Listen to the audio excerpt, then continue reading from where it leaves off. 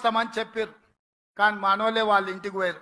చింతపండు అయినాక చెప్తారు మా ఇంటికి వచ్చి తన్నీరని. సంకనాకనికి విలువాలనా రా చూసుకుందామని. అందుకే నేను చెప్పిన నేను లేను, శాంతి భద్రతలు వస్తానే చూసి శాంతి భద్రతలను సరిదిద్దండి అని చెప్పిన. మా కార్యకర్తలు ఎవరి జోలికి పోరు.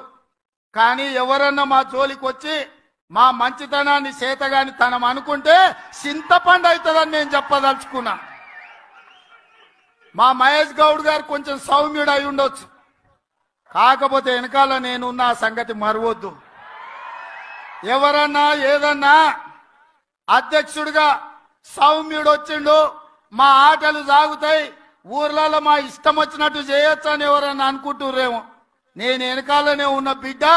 ఎవరన్నా మా కార్యకర్తల జోలికి వస్తే ఒక్కడొక్కడికి ఉంటదని నేను చెప్తున్నా.